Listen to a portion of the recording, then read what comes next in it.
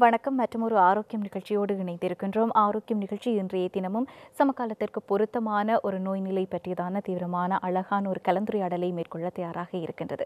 பொதுவாக நாங்கள் சுமாராக 2 வருடங்களாக இந்த COVID-19 தொற்று தொடர்பாக பலதரப்பட்ட விடயங்களையும் தெரிந்து கொண்டே இருக்கின்றோம். ஆனாலும் இந்த நோய் தொடர்பில் நாங்கள் எவ்வளவு தூரம் தெளிவை பெறுகின்றோமோ அந்தளவு தூரம் விரைவாக நாங்கள் இந்த நோயில் இருந்து மீண்டு வந்து ஒரு ஆரோக்கியமான பழைய சமுதாயத்தை சந்திக்கக்கூடிய வாய்ப்பு இருக்கின்றது.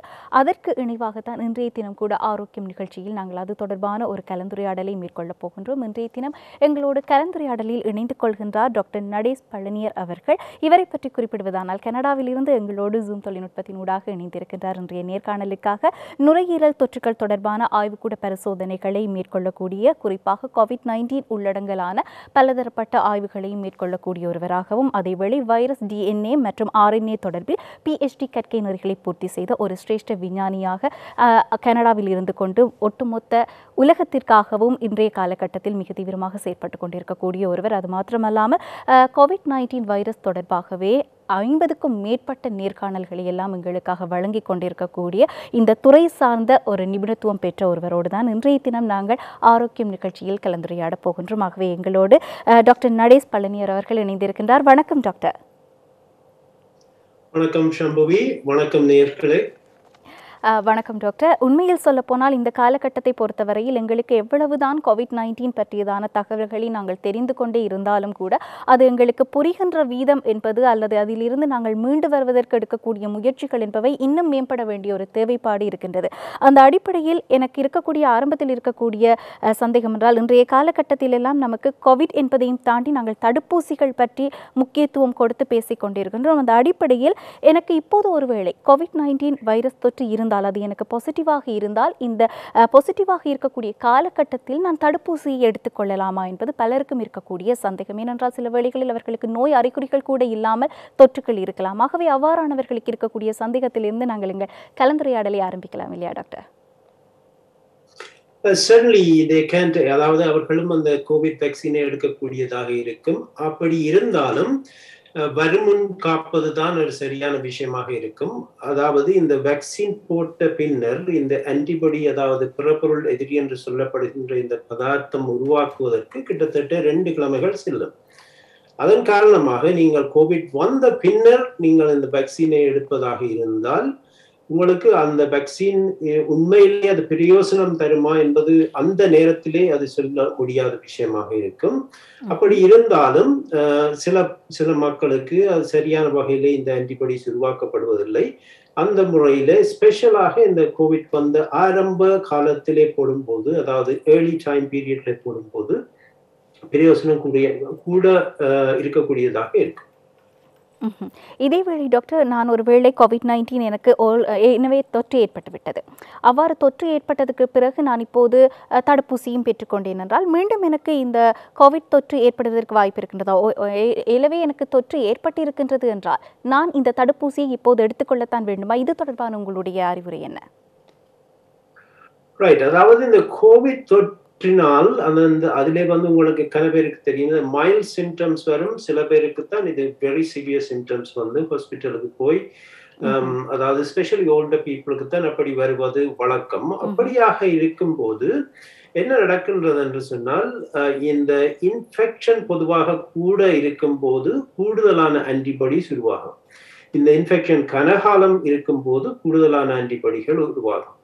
இப்ப இது டேட்டா மூலம் காட்டப்பட்டுள்ளது. அதன் காரணமாக இந்த மைல்டு இன்ஃபெக்ஷன் வந்தவர்களுக்கு உண்மையிலே பெருமளவிலே ஆன்டிபாடி உருவாகாமல் இருக்கலாம். அதன் காரணமாக நீங்கள் கோவிட் வந்தாலும் அதை பிறகு வேக்சின் போடுவது நல்லது. அதை தவிர இந்த வேக்சின் வெரி ஸ்பெசிஃபிக்காக இந்த ஆன்டிபாடிஸ், அதாவது நியூட்ரலைசிங் ஆன்டிபாடி என்று சொல்லப்படும் அந்த ஆன்டிபாடி, அதாவது உண்மையிலே இந்த வைரஸை தாக்கி அழித்து கண்ட்ரோல் பண்ணி அதன் காரணமாக நீங்கள் மீண்டும் ஹாஸ்பிட்டலுக்கு போய் ஒரு சிவியர் டிசீஸ் வராமல் செய்கின்றது. எந்த வேக்சினாக இருந்தாலும் செய்கின்றது. அது ஒன்று. இரண்டாவது, எப்போதுமே ஒரு இன்ஃபெக்ஷனுக்கு ஃபர்ஸ்ட் டைம் ஒரு இம்யூன் ரெஸ்பான்ஸ் வருவதற்கும் இரண்டாவது முறை அதாவது வருவதற்கு, அதாவது அது பூஸ்டர் டோஸ் என்று சொல்வார், இரண்டாம் முறை வரும்போது மிக அதிகமாக இருக்கும். அதன் காரணமாகத்தான் vaccines even the first dose vaccine போட்டு சொன்னால் ஒரு 20-30% குறைவாக இருக்கும். செகண்ட் டோஸ் போடும்போது தான் ஃபுல் டோஸ் எஃபெக்ட் வருகின்றது. ஸோ இப்போ நீங்கள் ஃபர்ஸ்ட் கோவிட்டை ஃபர்ஸ்ட் டோஸ் என்று கருதினால் இந்த வேக்சினை நீங்கள் செகண்ட் டோஸ் என்று கருதலாம். So you need is better to get it again. அதேவேளை டாக்டர், நான் ஒருவேளை தடுப்பூசி எடுத்துக்கொண்டேன் என்று சொன்னார், ஏனென்றால் எங்களுக்கு இருக்கக்கூடிய ஒரு மன எண்ணம், தடுப்பூசி எடுத்தாயிற்று என்றால் இனி வரும் காலங்களில் கோவிட் தொற்று எனக்கு ஏற்படவே போவதில்லை, ஆகவே இந்த சுகாதார வழிகாட்டல்கள் என்பவை எனக்கு அவசியமா இல்லையா என்பது போன்ற ஒரு நிகழ்ச்சித்தன்மையான போக்கு மக்கள் மத்தியில் இருக்கின்றது. ஆகவே இந்த தடுப்பூசியை எடுத்துக்கொண்ட ஒருவருக்கு கூட மீண்டும் கோவிட் தொற்று ஏற்படுவதற்கு வாய்ப்புகள் உள்ளனவா? எஸ், அதாவது நீங்கள் வேக்சின் என்று சொன்னால் விளங்கிக் கொள்ள வேண்டும். இது கிளியராக இந்த டேட்டா இருக்கின்றது. சில பேர் அதை கவனிக்காமல் இருக்கக்கூடும். அதாவது சில வேக்சின் எஃபிகசி என்று சொல்வார்கள். அதாவது 100 பேருக்கு போட்டால் எத்தனை பேருக்கு அதை பாதுகாக்கும், அதாவது கோவிட் தொத்தினாலும் அதை பாதுகாக்கும் என்று சொல்லி பார்த்தால் இந்த ஃபைசர், மொடர்னா போன்ற வேக்சின்ஸ் 95% மேலே பாதுகாக்கும். ஜென்சன் இப்போது செகண்ட் டோஸ் ரெக்கமெண்ட் பண்ணியிருக்கிறார்கள். அதுவும் கிட்டத்தட்ட அதே மாதிரி இருக்கும். அதற்கு அடுத்ததாக for example AstraZeneca or Sputnik 5, they are all same type of vaccines, very high efficiency. அந்த ரேஞ்சிலே அந்த ஓர்டர்லேயே போய்கொண்டிருக்கும். சைனோஃபார்ம் கொஞ்சம் குறைவாக இருக்கும். பட் ஸ்டில் அதனுடைய கருத்து என்னென்று சொன்னால், இப்போ 100 பேருக்கு ஈவன் 90% எஃபிகசி என்று சொன்னால் 100 பேருக்கு போட்டால் 90 பேருக்கு மட்டும்தான் இந்த ஃபுல் எதிர்ப்பை கொடுக்கும். 10 பேருக்கு திருப்ப இந்த நோய் வரக்கூடிய தன்மை இன்னும் இருக்கின்றது. அது மட்டுமில்லை, ஃபர்ஸ்ட் டோஸ் போடும்போது இந்த ப்ரொடெக்ஷன் குறைவாகத்தான் இருக்கும். அப்போ ஃபர்ஸ்ட் டோஸ் போட்டு இருக்கும்போது கூடுதலாக 2ஆம் தொத்தக்கூடிய தன்மை இருக்கின்றது. ஸோ இது ஒரு சிம்பிளான ஒரு explanation. The third explanation, of course, the variants ஆக மாறும்போது அந்த ஆரம்பத்திலே போட்ட வேக்சின் ஃபுல்லாக புது வேரியன்ஸுக்கு ப்ரொடெக்ட் பண்ணாது. அதன் காரணமாக உங்களுக்கு நோய் வரக்கூடிய தன்மை இருக்கின்றது. ஆனாலும் நோய் வந்தாலும் நீங்கள் அந்த ஹாஸ்பிட்டலில் போய் இறக்கும் அளவுக்கு போவதில்லை. ஆகவே வேக்சின் எடுப்பது தான் இப்போதைய நிலையிலே ஒரே வழி. அதே நேரம் நீங்கள் உங்களுக்கு நோய் வராவிட்டாலும் இந்த கோவிட் உங்களுக்கு மூக்கிலே வந்து இந்த எல்லா இடமும் இருக்கக்கூடியதாக இருக்கும். அதன் காரணமாக மற்றவர்களுக்கு பரவக்கூடியதாக இருக்கும். ஆனபடியால் நீங்கள் சாதாரணமாக மாஸ்க், கை கழுவு போன்ற விஷயங்களை பார்த்துக்கொள்ள வேண்டும். இதேவேளை எனக்கு நான் தடுப்பூசியும் எடுத்துக்கொண்டேன் என்று சொல்கின்ற போது, அது மாத்திரமல்லாமல் இயற்கையாகவே இந்த கோவிட் தொற்று எனக்கு ஏற்பட்டிருக்கின்றது என்றால் இவை மூலமாக சிறந்த நோய் எதிர்ப்பு சக்தி எனக்கு கிடைக்கின்றது என்பது அர்த்தமா? அதனுடைய விளக்கத்தை நாங்கள் எப்படி எடுத்துக்கொள்ளக்கூடியதாக இருக்கும்? எஸ், அதாவது வேக்சினா அல்லது உண்மையிலே நீங்கள் கோவிட்டை பெற்றுக்கொண்டால் இது கூடுதலான இம்யூன், அதாவது தடுப்பு தன்மை வருமா என்று கேட்டால், ஒரு வேக்சின் இப்போதைய அறிவின்படி, எங்களுக்கு தெரிந்த டேட்டாவின்படி, வேக்சின் போட்டதாக இருந்தால் உங்களுக்கு அந்த வேக்சின் போட்ட நேரத்தில் ஒரு சின்ன காய்ச்சல் அப்படியான சின்ன விஷயங்கள் தான் வரும். ஆனால் 90%, 95% இந்த நோய் வராமல் தடுக்கின்றது. அப்படி வந்தாலும் அது மிகவும் ஒரு மெல்லிய நோயாகத்தான் வருகின்றது. ஆனால் நீங்கள் வேக்சின் போடாமல் ஒரு இயற்கையாக உங்களுக்கு ஒரு கோவிட் தொத்துமாக இருந்தால் அது ஒரு பிக் ரேஞ்ச் இருக்கின்றது. ஸோ அந்த ரேஞ்சின் படி சில பேருக்கு ஒரு கொஞ்சம் ப்ரொடெக்ஷன் தான் வரலாம், சில பேருக்கு வெரி குட் ப்ரொடெக்ஷன் வரலாம், சில பேர் இறக்கும் அளவுக்கு போகலாம். ஸோ அந்த வகையிலே பார்க்கும்போது வேக்சின் போடுவது பெட்டர் ப்ரொடெக்ஷனை கொடுக்கின்றது. அநேகமா அந்த ஹை குவாலிட்டி வேக்சினை பொறுத்தவரை வெரி ஹை ப்ரொடெக்ஷன் இருக்கின்றது நேச்சுரல் இன்ஃபெக்ஷனை விட. அப்படி இருந்தாலும் ஒரு குட் நியூஸ் என்னென்று சொன்னால், ஒருவருக்கு ஒரு கால் கோவிட் வந்தால் அவருக்கு திருப்பவும் கோவிட் வருவது மிக அரிதாகத்தான் இருக்கின்றது. அதன் காரணமாக there is enough protection. ஆனால் இது வேக்சினை பொறுத்தளவிலே எல்லாருக்கும் கிட்டத்தட்ட சமனாக கூடிய அளவிலே கிடைக்கும் என்பது தெளிவாக தெரிகின்றது. ம்ஹும். இதேவேளை டாக்டர், இலங்கையை பொறுத்தவரையில் எங்களுக்கு 5 விதமான வேக்சின்கள் கிடைக்கப்பெறுகின்றன. அநேகமானவர்கள் ஆசிய நாடுகளை பொறுத்தவரையில் நாங்கள் அதிகளவானோருக்கு தடுப்பூசிகளை செலுத்தி இருக்கின்றோம் என்ற ஒரு நிலை இருக்கின்றது. இதேவேளை நாங்கள் 1 டோஸ் 2 டோஸ் என்பதை தாண்டி இப்போது பூஸ்டர் டோஸ் என்பது வரை பேசிக்கொண்டிருக்கின்றோம். இந்த நிலையில் ஒருவருக்கு அந்த தடுப்பூசியை பெற்றுக்கொண்டதன் பிறகு அந்த தடுப்பூசி மூலம் எவ்வளவு காலத்திற்கு இந்த கோவிட்-19 தொற்றிலிருந்து பாதுகாப்பு கிடைக்கின்றது, அதை பற்றி நாங்கள் பேசலாம் டாக்டர். எஸ், அதாவது இப்ப கோவிட் ஆரம்பித்து கிட்டத்தட்ட 1.5 வருஷமாகத்தான் இருக்கின்றது. அப்போ இருக்கும் இந்த டேட்டாவை வைத்து பார்க்கும்போது ஒரு 6 தொடக்கம் 9 மாதங்களுக்கு கிட்டத்தட்ட நல்ல இம்யூன் ரெஸ்பான்ஸ் இருப்பது, அதாவது திருப்பவும் நோயை தடுக்கக்கூடிய தன்மை ஆன்டிபாடியை டெஸ்ட் பண்ணும்போது இருக்கின்றது. ஆனால் இதுல முக்கியமாக இந்த வயது கூடினவர்கள் அல்லது ஹை சசெப்டிபிலிட்டி உள்ளவர்கள், அதாவது கார்டியோவாஸ்குலர், அதாவது ஹார்ட் அட்டாக் ப்ராப்ளம் அல்லது டயபிட்டிஸ் சம்பந்தமாக இருப்பவர்களுக்கு அந்த இம்யூன் ரெஸ்பான்ஸ் மிகவும் மற்றவர்களை விட வேகமாக குறைந்து கொண்டு போகின்றது. ஸோ அதன் காரணமாகத்தான் இப்போது இங்கே உள்ள கனடா, இஸ்ரேல், யுஎஸ் போன்ற நாடுகளிலே 3rd டோஸ் போடக்கூடிய ரெக்கமெண்டேஷன் கிடைத்திருக்கின்றது. அதிலே முக்கியமாக இந்த ஹை ரிஸ்க் உள்ளவர்களுக்கு தான் ப்ரையாரிட்டி. இங்கே கிட்டத்தட்ட 65 வயதுக்கு மேற்பட்டவர்களுக்கு அதை போட விட்டிருக்கின்றார்கள், ஒரு ரெக்கமெண்ட் பண்ணப்பட்டிருக்கின்றது, அதை போட ஆரம்பிக்கப்பட்டுள்ளது. That makes very much of sense. ஏனென்று சொன்னால் அந்த வயதில் உள்ளவர்கள் தான் ஈவன் வித் நோ ஸ்பெசிபிக் 80-85 வயதுக்கு மேற்பட்டவர்கள் தான் இந்த கோவிட்டிலே மிகவும் கஷ்டப்பட்டு இறக்கக்கூடிய நிலை வருகின்றது. அதாவது மெஜாரிட்டி, அதாவது நீங்க ஸ்ரீலங்கால வித்தியாசமாக இருக்கலாம். Actually Sri Lanka is doing well. என்ன காரணம் என்று சொன்னால், கனடா, அமெரிக்கா அல்லது யூகே போன்ற நாடுகளில், இத்தாலி போன்ற நாடுகளில் மிகவும் இறப்பு அதிகமான காரணம் என்னன்னு சொன்னா, இங்கே லைஃப் எக்ஸ்பெக்டன்சி மிக கூட, அதாவது அவரேஜ் 85 இயர்ஸுக்கு இருப்பார்கள் அநேகமானவர்கள். அப்ப அதிலே அந்த 80 இயர்ஸுக்கு மேற்பட்டவர்கள் மிகவும் பாதிக்கப்பட்டு இறந்தார்கள். அதன் காரணமாக தான் மிக ஹை மோர்டாலிட்டி ரேட் இருந்தது. இலங்கையை பொறுத்தவரையிலே இந்த லைஃப் எக்ஸ்பெக்டன்சி குறைவாக இருப்பதனாலே அந்த ஹை ரேட் ஆஃப் மோர்டாலிட்டி குறைவாக இருக்கும். அதாவது கூடுதலாக இளையவர்கள், வயது குறைந்தவர்கள் இருப்பதனாலே இறப்புத்தன்மை குறைவாக இருக்கும். இதேவேளை டாக்டர், நாங்கள் சராசரியாக எத்தனை பூஸ்டர் டோஸ்களை எடுக்க வேண்டியிருக்கும் எதிர்காலத்தில்? ஏனென்றால் இப்போது அது சம்பந்தமாக எல்லாம் நாங்கள் 2 டோஸ்களை முடித்தவர்களுக்கு என்னுடைய 3வது டோஸ் என்பது எப்படி என்ற ஒரு கேள்வி இருக்கின்றது. இதேவேளை 2 டோஸ்களையும் ஒரு வகையை சேர்ந்த குறிப்பிட்ட ஒரு தடுப்பூசியை பெற்றுக்கொண்டவர்கள் 3வது டோஸ் அல்லது 4வது டோஸ் என்று இந்த பூஸ்டர் டோஸ்களை வழங்குகின்ற போது வேறொரு வகையை எடுத்துக்கொள்ள முடியுமா என்கின்ற கேள்வியும் இருக்கின்றது. இந்த 2க்குமான உங்களுடைய பதில் என்ன டாக்டர்?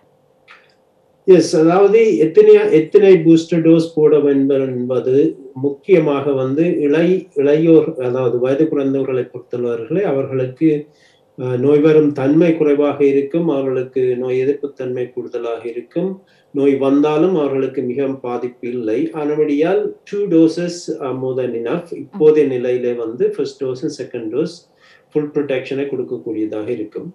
ஆனால் இம்யூன் டெஃபிஷியன்சி உள்ளவர்கள், அதாவது கேன்சர் உள்ளவர்கள் அல்லது டிரான்ஸ்பிளான்ட் செய்தவர்கள், அப்படி ஒவ்வொரு பல காரணத்துக்கான இம்யூன் சிஸ்டம் மிகவும் குறைவாகத்தான் அவர்களுக்கு வேலை செய்து கொண்டிருக்கும். அப்போ அவர்களுக்கு இந்த வேக்சின் போட்டாலும் ஒரு ஃபுல் ப்ரொடெக்ஷன் கிடைப்பது குறைவு. ஆனபடியால் அவர்களுக்கு இந்த 3rd டோஸை போடும்போது மிகவும் பிரயோசனமாக இருக்கும். அதாவது வயது கூடினவர்கள், ஹார்ட் ப்ராப்ளம் உள்ளவர்கள், டயபிட்டிஸ் உள்ளவர்கள், மற்றது இம்யூன் டெஃபிஷியன்சி உள்ளவர்கள் 3rd டோஸை போடுவது நன்றாக இருக்கும். இனி இதை நாங்கள் எவ்வளவு முறை எத்தனை தரம் போட வேண்டும் என்பது we had to wait and see. இப்போதைய தரத்திலே, இப்போதைய நிலையிலே நல்ல வேக்சின்ஸ் என்று சொன்னால் ஒர்க் பண்ணுகின்றது. இதை மிக்ஸ் பண்ணி போடலாமா என்பது ஒரு கேள்வியாக நெடுகவும் இருக்கின்றது. தியரட்டிக்கலி all the vaccines, எல்லா வேக்சின்ஸுமே இந்த ஆன்டிபாடியை தான் உருவாக்குகிறது. கோவிட்க்கு எதிராகத்தான் ஆன்டிபாடியை உருவாக்குகின்றது. அதை நீங்கள் mRNA வேக்சின் ஆக இருந்தால், அதாவது மொடர்னா, ஃபைசர் வேக்சினாக இருந்தால் அதுவும் வந்து இந்த முள்ளு முள்ளு போன்ற இந்த ஸ்பைக் புரோட்டீன் என்றது, அதாவது கொரோனாவில இருக்குது அந்த முள்ளு முள்ளு போல இருக்கும், அதுக்கு ஆமா. எதிராகத்தான் இந்த ஆன்டிபாடிஸ் உருவாக்கப்பட்டிருக்கின்றது. அது எந்த வேக்சினை போட்டாலும் அது அப்படி அதுக்கு எதிராகத்தான் இந்த ஆன்டிபாடிஸ் உருவாகின்றது. ஸோ நீங்கள் எந்த வேக்சினை முதல் போட்டாலும் செகண்ட் வேக்சின் இன்னொரு வேக்சினை போடுவதிலே சிக்கல் இருப்பதில்லை. அதாவது இங்கே கனடாவிலே போட்டிருக்கிறார்கள், அமெரிக்காவிலே போட்டிருக்கிறார்கள். ஆனாலும் எப்போதுமே கம்பெனி ஒன்று டெஸ்ட் பண்ணும்போது அவர்கள் தங்களுடைய வேக்சினை தான் first time second time test பண்ணுவார்கள் கிளினிக்கல் ட்ரையலே. அந்த வகையிலே இந்த mixing of vaccines first dose and second dose அதனுடைய தரவுகள், அதாவது டேட்டா அவ்வளவு இல்லாவிட்டாலும் ஆனால் அது இன்னும் ஒர்க் பண்ணுகின்றது. So there is no serious worry about it. Of course அதாவது சில வேக்சின்ஸ் வித்தியாசமாக இருக்கும். சைனா ஃபார்ம் என்று சொன்னால் அதிலே வந்து முழு வைரஸையும் பாவிக்கின்றார்கள், அப்போ அதிலே கொஞ்சம் வித்தியாசமாக இருக்கும். ஆனாலும் இப்படி மிக்ஸ் பண்ணுவதிலே ஒரு ஆபத்து இருப்பதாக தெரியவில்லை. இன்றைய தினம் எங்களோடு டாக்டர் நடேஷ் பழனியர் அவர்கள் இணைந்திருக்கின்றார். குறிப்பாக நாங்களும் இந்த COVID-19 தொடர்பாக பேசிக் கொண்டிருக்கின்றோம் என்றால் அதிலும் தடுப்பூசிகளை பெற்றுக்கொள்வதனுடைய அவசியம் பற்றியதாக இப்போது கவனம் செலுத்திக் கொண்டிருக்கின்றோம். டாக்டர், சாதாரணமாக இந்த ஹெர்ட் இம்யூனிட்டி என்று சொல்ல நாங்கள் கேள்விப்பட்டிருக்கின்றோம். அது உண்மையில் என்ன விடயம்? அது மாத்திரமல்லாமல் சராசரியாக ஒரு சமூகத்தை பொறுத்தவரையில் எத்தனை வீதமானவர்கள் தடுப்பூசியை பெற்றுக்கொண்டால் இந்த ஹெர்ட் இம்யூனிட்டி என்பதை நாங்கள் எதிர்பார்க்கக்கூடியதாக இருக்கின்றது? அதை பற்றி நாங்கள் இப்போது கலந்துரையாடலாம். எஸ், ஹெர்ட் இம்யூனிட்டி என்று சொன்னால் அதை சுருக்கமாக சொல்ல போனால் நீங்கள் சொன்னது போல இந்த சமூகத்திலே ஒரு 100 பேர் இருந்தால் அதில் எத்தனை பேருக்கு இந்த தடுப்பூசியை போட்டு விட்டால் மிகுதியாக இருப்பவர்களுக்கு இந்த வேக்சின் போடாவிட்டாலும் இந்த நோய் வராது என்பதுதான் இந்த ஹெர்ட் இம்யூனிட்டி என்பது என்ற விஷயம். இது எதில தங்கி இருக்கும் என்று சொன்னால் இந்த வைரஸ் எவ்வளவு மிக வேகமாக ஒரு ஒருவரிலிருந்து எத்தனை பேருக்கு அது பரவக்கூடியதாக இருப்பது என்பதை பொறுத்து இருக்கின்றது. இப்போ ஆரம்ப காலத்திலே இருந்த வைரஸ், அதாவது இப்போது தெரியும் உங்களுக்கு, நேம் வந்து கொஞ்சம் வித்தியாசமாக மாற்றி இருக்கின்றார்கள், ஆல்பா, பீட்டா, டெல்டா என்று போய்கொண்டிருக்கின்றது. ஸோ அப்போ ஆரம்பத்திலே இருந்த வூஹான் ஸ்ட்ரெயின், அதாவது ஆல்பா வைரஸை பொறுத்தவரையிலே அது வந்து ஒருவரில் இருந்து 2 பேருக்கு அப்படியானவர்களுக்கு தான் அது தொத்தக்கூடிய தன்மையில இருந்தது ஆரம்ப காலத்தில்.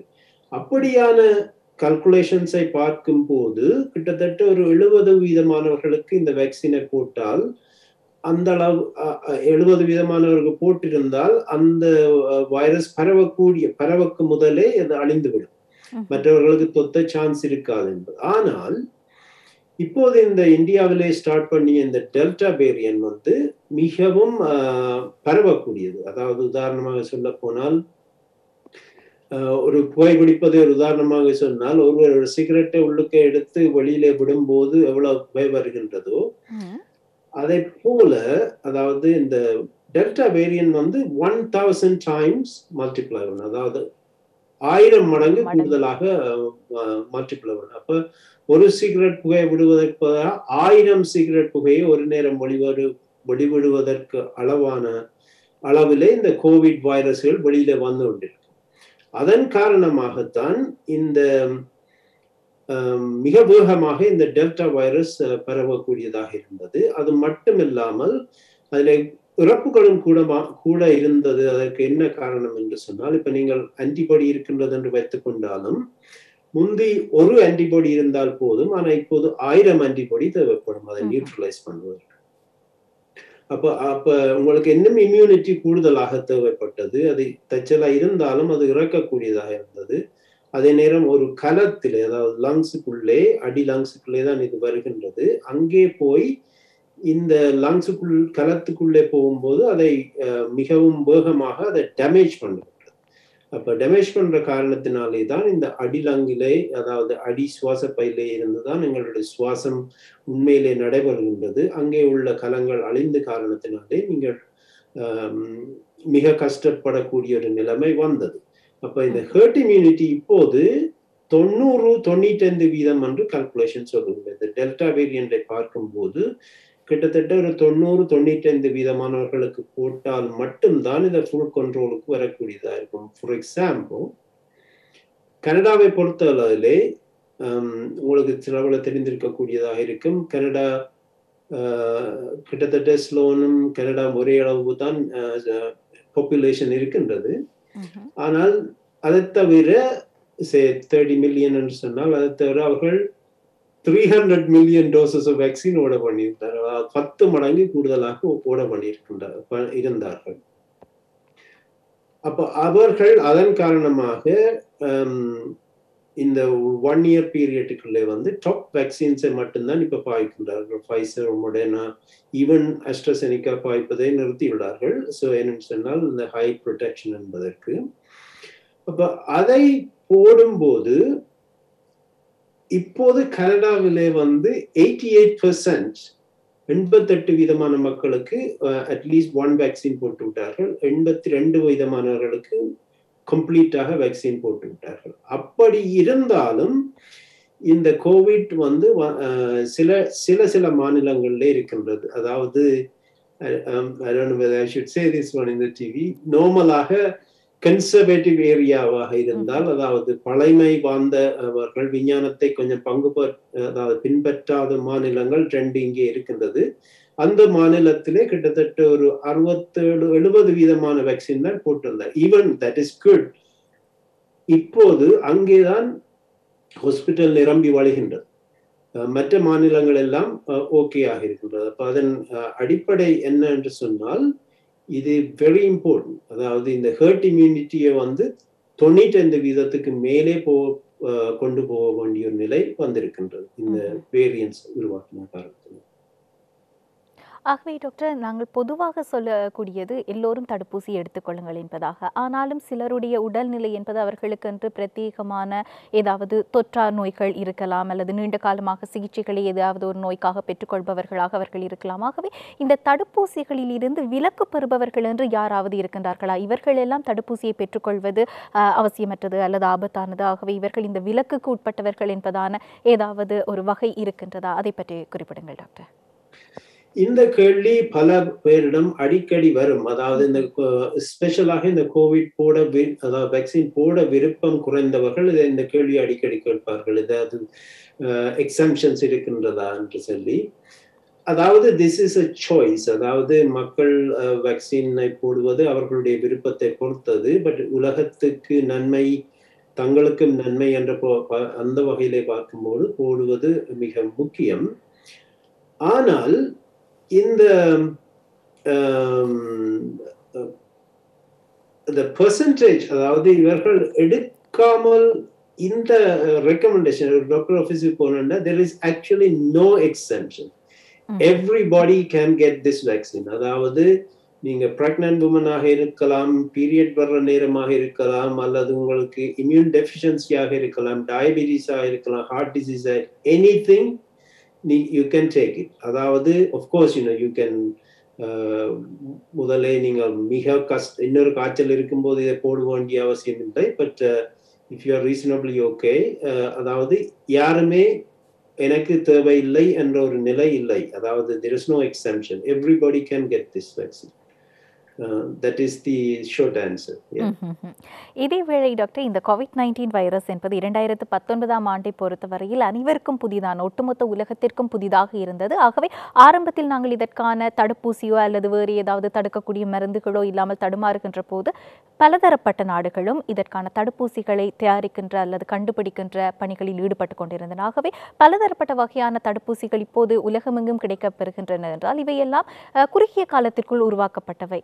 ஆகவே இவை தொடர்பான இந்த ஒப்புதல்கள் எல்லாம் கிடைக்க பெற்றிருக்கின்றனவா? இவை தொடர்பான அந்த ஒரு முகாமைத்துவம் அல்லது நிர்வாகம் என்பது எவ்வாறு இடம்பெறுகின்றது? அதை பற்றி நாங்கள் பேசலாம் டாக்டர். எஸ், அதாவது இந்த திஸ் இஸ் எக்ஸ்ட்ரீம்லி ஃபாஸ்ட். அதாவது மிக மிக வேகமாக அதாவது இந்த வேர்ல்ட் ஹிஸ்டரியிலே வந்து இதுதான் மிக வேகமாக உருவாக்கப்பட்ட வேக்சின். இதற்கு பல காரணங்கள் இருக்கின்றது. ஒன்று, entire world, அதாவது every scientist, எல்லா சயின்டிஸ்டுமே எல்லா வேலையும் விட்டு இந்த வேக்சின்ல, அதாவது மெடிசினை உருவாக்குவதை தான் எல்லாரும் ஃபோக்கஸ் பண்ணி கொண்டிருந்தார்கள். இது ஃபுல்லாக லாக்டவுன் பண்ணப்பட்டிருந்தது. ஸோ முதல் அது ஒன்று. ரெண்டாவது முக்கியமான விஷயம் என்னென்று சொன்னால், இந்த RNA வேக்சின் என்பது இந்த முறைதான் இது புதுசாக உருவாக்கப்பட்ட technology. Actually it's the second time. Zika வைரஸுக்கும் இந்த mRNA மொடர்னா கம்பெனி வந்து வைரஸ் வேக்சின் உருவாக்கி இருந்தார்கள். That's like few years ago. அப்ப அந்த டெக்னாலஜியை பாவிக்கும் போது உடனடியாக வேக்சினை உருவாக்கக்கூடியதாக இருக்கின்றது. அதாவது கொஞ்சம் சிம்பிளாக விளங்கப்படுத்துவது என்று சொன்னால், அநேகமாக எல்லாருக்கும் விளங்கக்கூடியதாக இருக்கும். இந்த வைரஸுக்கு உள்ளே இருப்பது, அதாவது மரபணுக்கள் என்று சொல்லப்படுவது, அது RNA என்று ஒரு சின்ன ஒரு ஸ்ட்ரிங்காக இருக்கும், ஒரு நூல் போல இருக்கும் என்று சொல்லலாம். அந்த அப்படியான ஒரு பதார்த்தத்திலே தான் எல்லா மெசேஜும் இருக்கின்றது. சாதாரணமாக ஒரு வேக்சின் உருவாக்குவது என்று சொன்னால் அதை யூஸ் பண்ணுவதில்லை. இந்த முறை மட்டும்தான் அதை யூஸ் பண்ணி, அது நேரடியாக அந்த RNA தயாரித்து அதை ஒரு ஃபேக்டரியில உருவாக்கி அதை ஊசியாக போட்டிருக்கு. This is the first time they have done it, or second time they have done. அப்ப அதுல என்ன இருக்கின்றது என்று சொன்னால், you short circuit all the long procedures. சாதாரணமாக என்ன நடக்கும் என்று சொன்னால், இந்த RNA எடுத்து இந்த RNA இருந்து புரோட்டீன் என்று சொல்லுவார்கள், அடுத்த ஸ்டெப். அந்த புரோட்டீனை எடுத்து இப்போ இந்த புரோட்டீனை பியூரிஃபை பண்ணி அதை டெஸ்ட் பண்ணி இன்ஜெக்ட் பண்ணுவார்கள். ஜான்சன் அண்ட் ஜான்சன் அதைத்தான் செய்கிறார்கள். அல்லது இந்த வைரஸை எடுத்து அதை தயாரித்து வளர்த்து அதை அதாவது தொற்று இல்லாத வைரஸாக யூவி ரேடியேஷன் அல்லது வேறு இது வகையில் அதை அதாவது வலு இழக்க செய்து அதை போடுவார்கள். சைனா ஃபார்ம் வேக்சின்ஸ் வந்து அப்படியான அடிப்படையிலே தான் இருக்கின்றது. ஸோ அப்போ அப்படியான ஒவ்வொரு டெக்னிக்கை பாவித்து செய்வார்கள். அப்போ அதன் பின்னர் பல முறை இதை டெஸ்ட் பண்ணி செய்வார்கள். டெஸ்ட் பண்ணுவதற்கு ஆட்கள் இருக்க மாட்டார்கள், டெக்னாலஜி இருக்காது. அப்போ let's take the RNA vaccine. RNA vaccine செய்வது இட்ஸ் எ ஃபேக்டரி. வளமையாக மற்ற டெக்னாலஜி எல்லாம் செய்வதற்கு வந்து ஒரு லேபிலே உருவாக்கி ஒரு பார்மசூட்டிக்கல் கம்பெனியில இந்த பாக்டீரியாக்களை வளர்த்து அதுல இருந்து புரோட்டீனை, அதாவது வளமையாக இந்த RNA என்றால் RNA DNA-யாக மாற்றி DNA பாக்டீரியாக்குள்ளே போட்டு பாக்டீரியா தான் இந்த புரோட்டீனை சிந்தசைஸ் பண்ணி கொடுக்கும், அல்லது இன்னொரு ஹியூமன் செல்லாக இருந்தால் அது உருவாக்கி கொடுக்கும். அதை வைத்து எடுப்பது பல நாட்கள் செல்லும். உதாரணமாக இந்த ரெகுலராக வரும் இன்ஃப்ளூயன்சா வைரஸ் என்று சொன்னால், அந்த இன்ஃப்ளூயன்சா வைரஸை கோழி முட்டையிலே வளர்த்து அதில் இருந்து எடுத்து பிரிவு பண்ணி போடுவார். So it takes a long time. இந்த RNA டெக்னாலஜி, அதாவது இந்த சைனாவிலே இந்த சீக்வன்ஸ் அறிந்து ஒரு கிழமை 2 கிழமைக்குள்ளேயே உடனடியாக இந்த வேக்சினை ஆரம்பிக்கக்கூடியதாக. அதாவது அடுத்தது ஃபேக்டரியில தான் இது செய்கிறது. It's a chemical factory, so it join those letters என்று சொல்லலாம். So it became very fast. உடனடியாக அவர்கள் இந்த வேக்சினை வந்து கிளினிக்கல் ட்ரையலுக்கு போய்விட்டார். அதாவது மிக மிக வேகமாக. ஆஃப்கோர்ஸ் ஆரம்ப காலத்திலே ஒரு அனிமல் ஸ்டடி செய்து அதன் பின்னர் தான் ஹியூமன் ஸ்டடி போவார்கள். அப்படி வந்து within a very short time அந்த போதிய அளவுக்கு இந்த வேக்சினை உருவாக்கி அதில் டெஸ்ட் பண்ணி கிளினிக்கல் ட்ரையல் செய்து ஸ்டேஜ் 1, அதாவது phase 1, phase 2, phase 3 எல்லாம் செய்த பின்னர் தான் இதை அப்ரூவ் பண்ணினார்கள். ஈவன் தென், அதாவது 95% தடுக்கக்கூடியதாக இருக்கின்றது. அதாவது என்ன செய்வார்கள் என்று சொன்னால், இந்த ஊசியை போட்ட பின்னர் இந்த மக்களை சாதாரணமான இடங்களிலே நடமாடுவ மக்கள், அதிலே வந்து ஊசி போட்டவர்களிலே 95% பாதுகாப்பு கிடைத்தது. அப்ப அதன் மூலமாகத்தான் இதை ப்ரூவ் பண்ணார். அந்த அடிப்படையிலே எமர்ஜென்சி யூஸ் ஆதரைசேஷன் மட்டும்தான் ஆரம்பத்திலே கொடுக்கப்பட்டது. அதாவது this is because of the emergency. But even then 30,000 60,000 மக்களுக்கு டெஸ்ட் பண்ணின பின்னர் தான் போட்டார்கள். அதன் பின்னர் இப்போது லட்சக்கணக்கான மக்களுக்கு போட்ட பின்னரும், அதாவது இவர்கள் ரியல் டைம்ல மானிட்டர் பண்ணி கொண்டிருந்தார். யாராவது சைட் எஃபெக்ட் வருகின்றதா, அலர்ஜி வருகின்றதா, குளோட் வருகின்றதெல்லாம் பார்த்தார்கள்.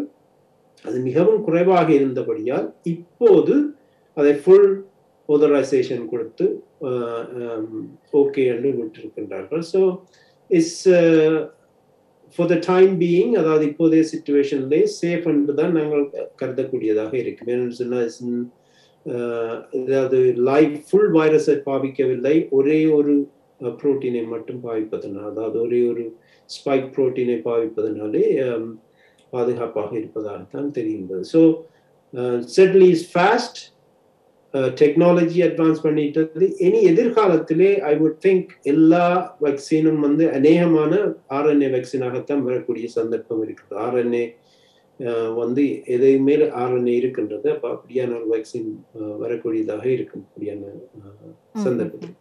இன்றைய தினம் டாக்டர் நடேஸ் பழனியர் அவர்கள் எங்களோடு இணைந்திருக்கின்றார். கனடாவில் இருந்து ஜூம் தொழில்நுட்பத்தினூடாக இந்த ஆரோக்கியம் நிகழ்ச்சி வழங்கப்பட்டுக் கொண்டிருக்கின்றது. குறிப்பாக டாக்டர், நாங்கள் இந்த தடுப்பூசியை பெற்றுக்கொள்வது என்றால் அதில் பக்க விளைவுகள் ஏதேனும் இருக்குமா என்கின்ற கேள்வியும் எங்கள் மத்தியில் இருக்கத்தான் செய்கின்றன. ஆகவே இந்த COVID-19 தொடர்பான தடுப்பூசிகளை பெற்றுக்கொள்வதில் ஏதாவது பக்க விளைவுகள் எங்களுக்கு வருகின்றதா என்பது ஒரு விடயம். அதே போன்று நாங்கள் இந்த கோவிட் தடுப்பூசியை பெற்றுக்கொள்ளாமல் இந்த கோவிட் தொற்றில் இருந்து பாதுகாப்பு பெற விரும்பினால் அதற்கு ஏதாவது மாற்று வழிகளும் இருக்கின்றனவா? இதுவும் மக்கள் மத்தியில் இருக்கக்கூடிய ஒரு கேள்வி. ஆகவே இது தொடர்பில் ஒரு வைத்தியராக, அதுவும் ஒரு சிரேஷ்ட விஞ்ஞானியாக உங்களுடைய ஆலோசனைகள் என்னவாக இருக்கும்? ரைட், அதாவது நான் ஒரு விஞ்ஞானி என்ற அடிப்படையிலே இதை சொல்லுவதாக இருந்தால், அதாவது இந்த வேக்சினை நாங்கள் எடுக்கலாம் அல்லது எடுக்காமல் விடலாம் என்பது ஒரு தனிப்பட்ட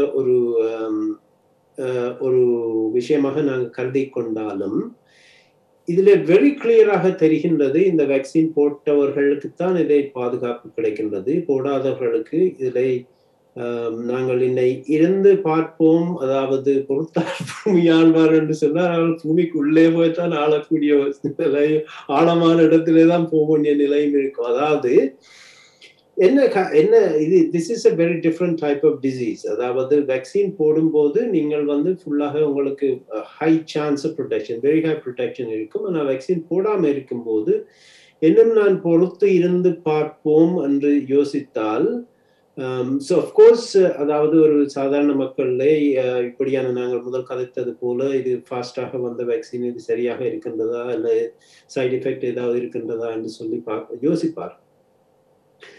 இந்த சைடு எஃபெக்ட் என்று சொன்ன போதால் இதுவரை தெரிந்த சைடு எஃபெக்ட் வந்து இந்த ஒரு அலர்ஜிக் ரியாக்ஷன் சில பேருக்கு வந்திருக்கின்றது. அதாவது டாக்ஸின் டைப் ரியாக்ஷன் என்று சொல்லுவார்கள். அதாவது ஒரு உடம்பிலே தடிப்புகள் அப்படி வருகின்றது. சில மிக குறைவானவர்களுக்கு அப்படி வந்திருக்கின்றது. அது அலர்ஜி முதலே இருப்பவர்களுக்கு தான் அப்படியான கூடுதலான சந்தர்ப்பம் இருந்தது. அப்படியானவர்கள் வந்து இப்போதைய ரெக்கமெண்டேஷன் வந்து இந்த வேக்சின் போட்ட பின்னர் ஒரு 15 நிமிடம் அந்த வேக்சின் போட்ட இடத்துல இருந்து அதன் பின்னர் போகும்போது அப்படியான ரியாக்ஷன் வர்றதுண்டா அந்த நேரத்திலே வந்திருக்கு. அது this is very very small. அதாவது I think it is like 5 in a million chance. ஒரு மில்லியன் ஆக்களுக்கு போட்டேன்னு சொன்னா அதுல 5 பேருக்கு இப்படியான ஒரு சந்தர்ப்பம் வரலாம். So certainly it is there, so you need to make sure that அதுல இருந்து அதை பார்த்துக்கொள்ள வேண்டும். இரண்டாவது, இந்த கிளாட் பற்றி பிளட் கிளாட் வருவதாக கதைத்துக் கொண்டார்கள். ரிசர்ச் பப்ளிகேஷன்ஸ் அகெயின் சொல்லுகின்றது. இப்ப அதாவது கிட்டத்தட்ட ஐ திங்க் 65 மில்லியன் போட்டவரிடத்திலே அதாவது கிட்டத்தட்ட அதே ரேஷியோ, அதாவது 5-6 பேருக்கு இந்த பிளட் கிளாட் விஷயம் வந்திருக்கின்றது.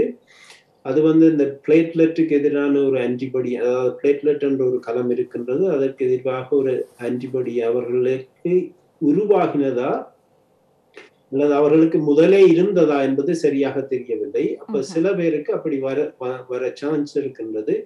இப்போது இந்த விஷயம் தெரிந்த காரணத்தினாலே அதற்கு மருத்துவம் இருக்கின்றது. அதாவது அப்படி ஒரு ப்ளீடிங் கிளாட் ஃபார்மேஷன் இருப்பதாக இருந்தால் உடனடியாக அந்த இடத்திலேயே பாதுகாக்கக்கூடியதாக இருக்கு. ஸோ அப்போ அந்த வகையிலே இது ரெண்டும் தான் கூடுதலாக கதைக்கப்பட்ட விஷயமாக இருக்கின்றது. ஆனால் லாங் டேர்ம் சைட் எஃபெக்ட் இருப்பதாக இதுவரை தெரியவில்லை. அதாவது இப்போது எத்தனையோ மில்லியன் மக்களுக்கு போட்டு விட்டார்கள். ஆனால் இந்த போடாம இருக்கும்போது ஒரு ப்ராப்ளம் இருக்கின்றது. இந்த அதாவது நீங்க ஒரு சான்ஸ் ஒன்று எடுத்து நீங்க போடாமல் விட்டால் சில பேருக்கு, அதாவது கோவிட் சில பேருக்கு மைல்டாக வரலாம், சில உங்களுக்கு வந்து அது மாறி ஒரு பிரச்சனை இல்லாமல் போகலாம். ஆனால் ஸ்பெஷலாக இந்த ஹை ரிஸ்க் உள்ளவர்கள் வருமாக இருந்தால் அவர்களுக்கு very high chance to go to very difficult disease. அதில் இப்போது லோன் கோவிட் என்று சொல்லப்படுகின்றது. அதாவது நீங்கள் சாதாரணமாக கோவிட் என்று சொல்லி வந்து போன பின்னர் சில பேருக்கு இது ஒரு வருஷ கணக்கான சைடு எஃபெக்ட் இருக்கின்றது. அதாவது அவர்களுக்கு எழும்பி நடக்க முடியாது, ஒரு பிரெயின் ஃபாக் என்று சொல்வார், அதாவது ஒரு மனதிலே ஒரு தெளிவில்லாத விஷயம், மசில்ஸ் வீக்னஸ், லங்ஸ் கெப்பாசிட்டி குறைந்து போவது, அப்படியான பல விஷயங்கள் இவர்களுக்கு இன்னும் இருக்கின்றது. ஸோ அந்த வகையிலே பார்க்கும்போது it's not worth taking that chance. அதாவது இந்த வெரி டைனி சான்ஸ் ஒரு கோவிட் சைட் எஃபெக்ட் வேக்சின் போடும்போது, ஆனால் கோவிட் வந்தால் அதுக்கு very high chance of getting severe disease, especially for the older group. So it's not worth it. So it's better to take the vaccine. Vaccine இல்லை என்று இருந்த காலம் போய் இப்போ வேக்சின் இருக்கின்றது. அப்போ அதை எடுக்கிறது தான் பெட்டர் ஆப்ஷனாக இருக்கின்றது. நிச்சயமாக. ஆகவே டாக்டர், இதேவேளை நாங்கள் ஆரம்பத்தில் இப்போது இலங்கையை பொறுத்தவரையில் நாங்கள் 3வது அலையின் தாக்கம் குறைவடைந்திருக்கின்றது என்பதாகத்தான் பேசிக் கொண்டிருக்கின்றோம்.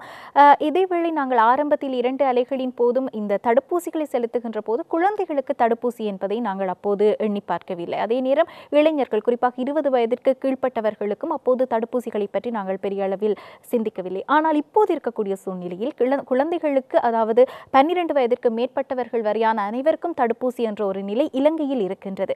ஆகவே குழந்தைகளுக்கு இந்த தடுப்பூசி தேவைதானா, இளைஞர்களுக்கு இந்த தடுப்பூசி தேவைதானா, இல்லாத பட்சத்தில் அவர்களுக்கு இது தாக்கக்கூடிய வாய்ப்புகள் இருக்கின்றனவா, அவை பற்றி நாங்கள் பேசலாம் டாக்டர். certainly ஆரம்பத்திலே இருந்து தெரிந்த விஷயம், அந்த வுஹான்ல இருந்த ஆரம்ப காலத்திலே இருந்து தெரிந்த விஷயம் என்னென்று சொன்னால், இந்த கோவிட் ஒரு வித்தியாசமான ஒரு நோய். அதாவது சாதாரணமான இன்ஃப்ளூயன்சா ஃப்ளூவை விட வித்தியாசமானது. அதாவது இன்ஃப்ளூயன்சா ஃப்ளூவிலே குழந்தைகளுக்கும் முதியவர்களுக்கும் தான் மிகவும் பெருமளவியாக வந்த நோய். ஆனா இந்த கோவிட் என்பது இந்த குழந்தைகளுக்கு பாதிப்பு மிக குறைவாகத்தான் இருக்கின்றது. அதாவது குழந்தைகளுக்கும் இந்த நோய் தோற்றும், பெரியவர்களுக்கு எல்லா வயதுள்ளவர்களுக்கும் நோய் தோற்றும். ஆனால் இந்த சின்ன பிள்ளைகளுக்கு இந்த லங்ஸிலே ஒரு பெரிய நோயாக, அதாவது ஒரு பிரீதிங் டிஃபிகல்ட்டி ஹாஸ்பிட்டல்ல போய் இருக்க வேண்டிய அளவுக்கு தன்மை மிக மிக அரிதாகத்தான் வந்திருக்கிறது. ஸோ அந்த வகையில பார்க்கும், ஆனால் அவருக்கு சில எக்ஸ்ரே அந்த சிடி ஸ்கேன் செய்யும் போது அந்த லங் டேமேஜ் இருப்பது அறியப்பட்ட விஷயமாக இருக்குது. ஸோ அப்படி சின்ன சின்ன எஃபெக்ட் இருந்தாலும் அது சில விட வெளியிலே தெரிவதில்லை. அப்போ ஸோ அது நம்பர் 1. நம்பர் 2, இதிலே இன்ஃப்ளமேட்டரி சிண்ட்ரோம் என்று ஒரு குழந்தை பிள்ளைகளுக்கு வருகின்றது. குறைவாகத்தான், அரிதாகத்தான் வருகின்றது. ஆனால் வந்தால் அது மிகவும் உடம்பு எல்லா இடமும் சிவப்பாக மாறி ஈவன் சம் ஸ்ட்ரோக்ஸ் வரக்கூடிய அளவிலே இருக்கின்றது. அது ஒன்று. 2வது, இப்போது வந்த வேரியன்ஸ் ஆரம்பத்திலே கூடுதலாக இந்த முதியவர்களுக்கு மட்டும்தான் பாதிக்கப்பட்டிருந்தது. இப்போது ஓரளவு மிடில் ஏஜ் உள்ளவர்கள், இளையவர்கள் கூட இந்த ஹாஸ்பிட்டலுக்கு போய் ஒரு வென்டிலேஷன் தேவைப்படக்கூடிய அளவிலே வந்திருக்கின்றார்கள். பட் சர்டன்லி, அதாவது முதியவர்களோட இவர்களுக்கு குறைவாகத்தான் வருகின்றது. ஆனால் இந்த பேண்டமிக்கை ஃபுல்லாக இல்லாமல் செய்ய வேண்டுமாக இருந்தால், எல்லா மக்களுக்கும் இம்யூனிட்டி இருந்தால், அதாவது 90-95% மேற்பட்டவர்களுக்கு இருந்தால் மட்டும்தான் இந்த வைரஸை ஃபுல்லாக அழிக்க முடியும். இல்லாவிட்டால் அந்த வேக்சின் போடாதவர்கள், அதாவது இப்போது உள்ள பேண்டமிக்கை இங்கே சொல்லுவார்கள் பேண்டமிக் ஆஃப் தி அன்வேக்சினேட்டட், அதாவது வேக்சின் போடாதவர்களுக்கு மட்டும்தான் இங்கே இப்போ பேண்டமிக் இருக்குது. அப்ப இந்த குழந்தை பிள்ளைகளுக்கு போடாமல் விட்டால் இது இந்த குழந்தை பிள்ளைகளுக்குள்ளேதான், அதாவது இளையவர்களுக்குள்ளேதான் இப்போது கூடுதலாக பரவி கொண்டிருக்கும். முதியவர்கள் கூடுதலாக, அதாவது ஸ்ரீலங்கா ஆல்சோ யூஸ் த ஸ்டாண்டர்டாக இருந்த, அதாவது ஆரம்பத்திலே ஹெல்த் கேர் ஒர்க்கர்ஸ், அதன் பின்னர் முதியவர்கள், அதன் டிஃபிகல்ட் வருத்தம் உள்ளவர்கள், இப்போதுதான் இளையவர்களுக்கும் போடுகிறார்கள்.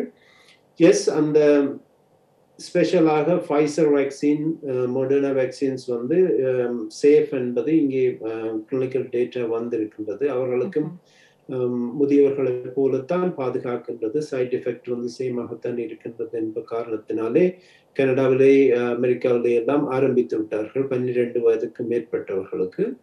அவர்கள் ஸ்கூலுக்கு போகின்றார்கள். ஸ்கூலுக்கு போகும்போது அவர்களுடைய பெருமளவாக பரவி கொண்டிருக்கும்.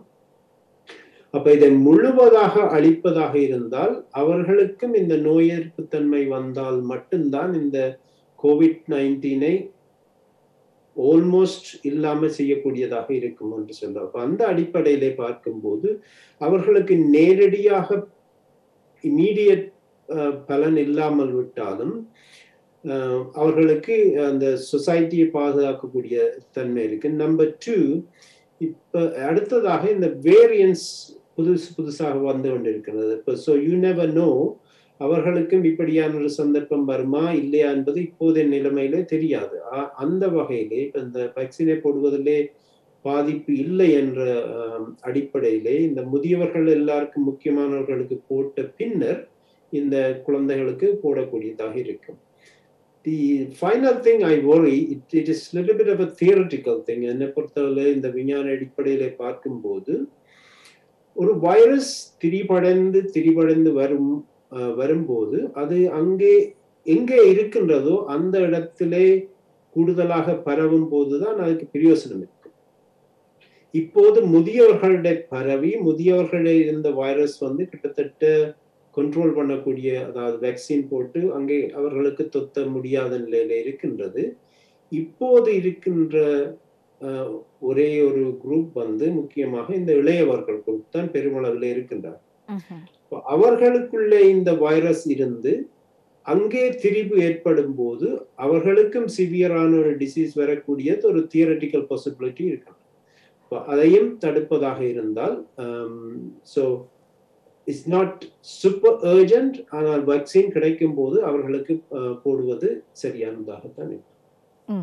சிறப்பு. இதேவழி நாங்கள் தொடர்ந்து பேசலாம். இந்த தடுப்பூசிகளை பெற்றுக்கொள்வது, அது மாத்திரமல்லாமல் வெளிநாட்டு பயணங்கள், இவை போன்ற விடயங்களோடு தொடர்பு பட்டிருக்கக்கூடியவர்களுக்கு இருக்கக்கூடிய சந்தேகங்கள், அவை பற்றியெல்லாம் நாங்கள் தொடர்ச்சியாக கலந்துரையாட போகின்றோம். அதற்கு முன்பாக மற்றும் ஒரு விளம்பர இடைவேளை. இன்றைய தினம் டாக்டர் நடேஷ் பழனியர் அவர்கள் கனடாவில் இருந்து எங்களோடு இணைந்திருக்கின்றார். ஆரோக்கியம் நிகழ்ச்சியில் அதிதியாக குறிப்பாக COVID-19க்கான வைரஸ் தொற்றில் இருந்து நாங்கள் எங்களை பாதுகாத்துக் கொள்வதற்கு எடுத்துக்கொள்ள வேண்டிய தடுப்பூசிகள் பற்றியதான ஒரு கலந்துரையாடலை மேற்கொண்டு கொண்டிருக்கின்றோம். அந்த அடிப்படையில் இப்போது இருக்கக்கூடிய மற்றொரு பிரச்சனை என்றால் நாங்கள் வெளிநாடுகளுக்கு செல்ல வேண்டும். குறிப்பாக ஐரோப்பிய நாடுகளாக இருக்கட்டும், அமெரிக்கா கண்டத்தில் உள்ள நாடுகளாக இருக்கட்டும், அல்லது மத்திய கிழக்கு நாடுகள், இப்படி வேலை வாய்ப்புகளுக்காக செல்லக்கூடியவர்கள் அல்லது இதர காரணங்களுக்காக செல்லக்கூடியவர்கள் குறிப்பிட்ட ஒரு வகையான தடுப்பூசி தான் நான் பெற்றுக்கொள்ள வேண்டும் என்கின்ற ஒரு மனநிலையில் இருப்பதை நாங்கள் காணக்கூடியதாக இருக்கின்றது. ஆகவே பயணம் செய்பவர்களுக்கு, குறிப்பாக உலக நாடுகளை பொறுத்தவரையில் தடுப்பூசிகளுக்கென்று அந்த வேக்சின் பாஸ்போர்ட் என்பதான ஒரு வார்த்தை பிரயோகம் இருக்கின்றது. இலங்கையை பொறுத்தவரையில் நாங்கள் தடுப்பூசி இலத்திரனியல் அட்டையாக அதை பயன்படுத்தி கொண்டு இருக்கின்றோம். ஆகவே இவை அவசியமாக இருக்கின்றனவா? எவ்வாறான தடுப்பூசியை பெற்றுக்கொண்டவர்கள் பயணிக்க முடியும் என்பது போன்ற கருதுகோள்கள், அவற்றை நீங்கள் எப்படி பார்க்கின்றீர்கள் டாக்டர்? அப்படியான விஷயம் வந்து நீங்க சொன்னது போல தேவைப்படுகின்றது. இப்போது பிகம் a reality. ஏனென்று சொன்னால் என்னுடைய வைஃப் வந்து இப்போ யூகேக்கு அவன் டாக்டரை போய் பார்த்துக்க போனாங்க. So they had to do 8 times இந்த நேசல் ஸ்வாப் PCR 8 times செய்ய வேண்டி இருந்தது. அப்போ முதல் செய்ய வேணும், நான் போய் இறங்கின பிறகு செய்ய வேணும், இந்த 5 days பிறகு செய்ய வேணும், திருப்பி வரைக்கும். So that is too much. அப்ப இப்போ வேக்சின் கவரேஜ் கூடுதலாக இருப்பதனாலே வேக்சின் பாஸ்போர்ட் ஒன்றை உருவாக்கி எல்லா இடம் போகும்போது அதை பாவித்தால் அந்த பிரயோசனம், அதாவது ஃபாஸ்டாக டிராவல் பண்ணக்கூடியதாக இருக்கும். அதாவது மற்றவர்களுக்கு இந்த நோயை பரப்பாமல் இருக்கக்கூடியதாக இருக்கும். ஆனால் இப்ப நாங்கள் முதலே கதைத்தபடி ஒவ்வொரு நாடுகளும் ஒவ்வொரு வித்தியாசமான வேக்சின் ரெக்கமெண்டேஷன் இருக்கிறது. கனடாவை பொறுத்தவரையில Pfizer, Moderna and maybe AstraZeneca made in UK, இது மூன்றும் தான் இதை ஃபுல் வேக்சினாக இதை கருதி கொண்டு வர்றாங்க. அதை தவிர வேறு ஏதாவது வேக்சின் இருந்தால் அதை ஃபுல் வேக்சினேஷன் என்று கருத மாட்டார்கள். அதே போல்தான் கிட்டத்தட்ட அதே நிலைமை தான் யூஎஸ்லும் இருக்கின்றது. அப்போ யாராவது US, கனடா போன்ற இடங்களுக்கு வருவதாக இருந்தால், அப்படி அநேகமான ஐரோப்பிய நாடுகளில் போவதாக இருந்தால், இப்படியான ஹை எஃபிகசி வேக்சினை போட்டால் மட்டும்தான் அவர்கள் ஏற்றுக்கொள்ளும். ஆனால் ஒவ்வொரு நாடுகளிலே ஒவ்வொரு வகையான வேக்சினை ஏற்றுக்கொள்கின்றார்கள், கொடுக்கின்றார்கள். இப்போ சைனா என்று சொன்னால் அங்கே சைனீஸ் வேக்சின் ஏற்றுக்கொள்ளப்படுகின்றது. அப்போ ஒவ்வொரு நாடுகளிலே சே ரஷ்யாவில் ஸ்புட்னிக் தான் கூடுதலாக கொடுக்குது. ஸோ தே ஆர் டிஸ்கஸிங் என்ன வகையான கண்ட்ரோல் வைக்க வேண்டும், இப்படியான விஷயங்கள் வைக்க வேண்டும். ஸோ அதாவது ஷார்ட்டாக சொல்ல போனால் நீங்கள் போகும் நாட்டை பொறுத்ததாக இது இருக்கு. ஆனால் எப்பவுமே இந்த ஃபைசர் மொடர்னா அப்படியானது கிடைக்குமாக இருந்தால் everybody will accept almost.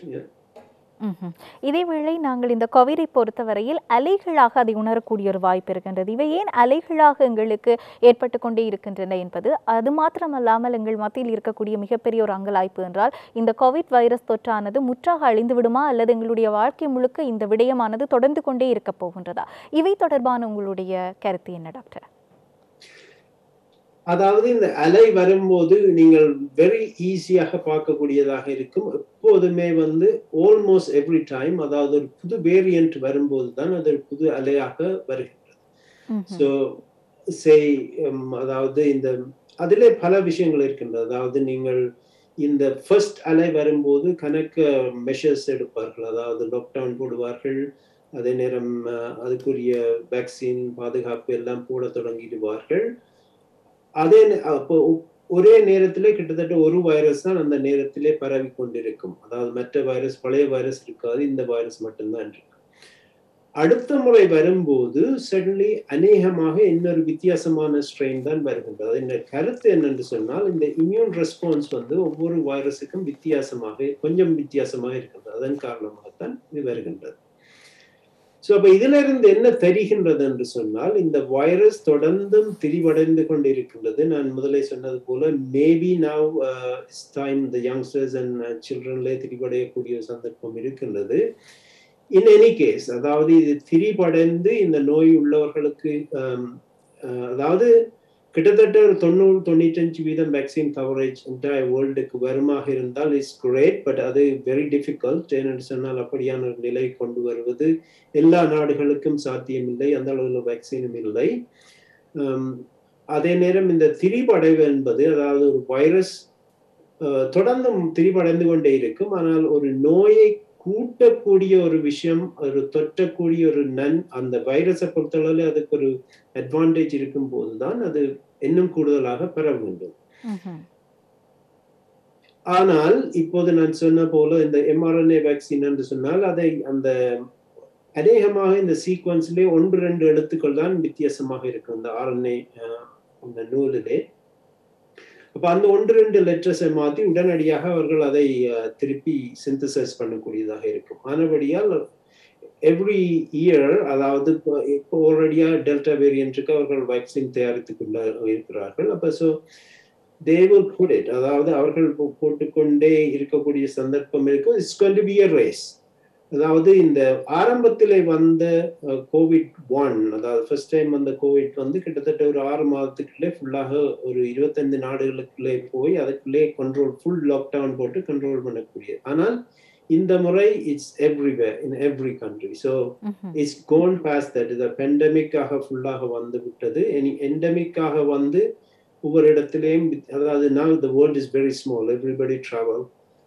So it's most likely to stay. அதாவது தொடர்ந்து இருக்கக்கூடியதாகத்தான் சந்தர்ப்பம் இருக்கின்றது. பட் சம்டைம் அந்த மியூட்டேஷன் வரும்போது அது வைரஸுக்கு பாதகமான மியூட்டேஷன் அழிந்து போனால் ஒழிய மற்றும்படி இருக்கக்கூடிய சந்தர்ப்பம் தான் இப்போதைய நிலையில இருக்கின்றதாக தெரியும்.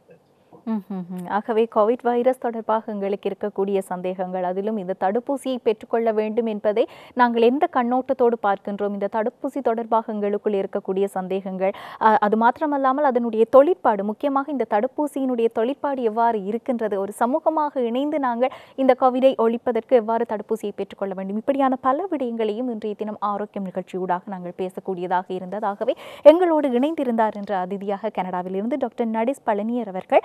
இவரை பற்றி குறிப்பிடுவதாக இருந்தால் நுரையீரல் தொற்றுகள் தொடர்பான ஆய்வுக்கூட பரிசோதனைகள், அதாவது கோவிட் வைரஸ் உள்ளடங்கலான பலதரப்பட்ட ஆய்வுகளையும் மேற்கொள்ளக்கூடிய ஒருவராக சிரேஷ்ட விஞ்ஞானியாக தொழிற்பட்டு கொண்டிருக்கின்றார். அதேவேளை வைரஸ் DNA மற்றும் RNA தொடர்பான PhD கற்கை நெறிகளையும் பூர்த்தி செய்திருக்கக்கூடிய ஒரு சிரேஷ்ட, அது மாத்திரமல்லாமல் இந்த விடயம் தொடர்பாக கோவிட் தொடர்பான ஒரு நிபுணத்துவம் பெற்ற ஒரு சிரேஷ்ட விஞ்ஞானியோடு நாங்கள் இன்றைய தினம் எங்களுடைய நிகழ்ச்சியை கொண்டு செல்லக்கூடியதாக இருந்ததை இட்டு நாங்கள் மகிழ்ச்சி அடைகின்றோம். ஆகவே அவ்வளவு தொலைதூரத்தில் இருந்து இந்த தொழில்நுட்ப வசதியினூடாக எங்களுக்கு கிடைத்திருக்கக்கூடிய இந்த வாய்ப்பை பயன்படுத்தி கொண்டு தன்னுடைய பலதரப்பட்ட கருத்துக்களையும் எங்கள் மக்களுக்காக பகிர்ந்து கொண்டமைக்காக நிகழ்ச்சி குழுமம் சார்பாக அதிதிகளுக்கு மனமார்ந்த நன்றிகளை தெரிவித்துக் கொள்கின்றோம். நன்றிகள் டாக்டர். வணக்கம் சம்பவி. தேங்க்யூ. வணக்கம் நேயர்களே.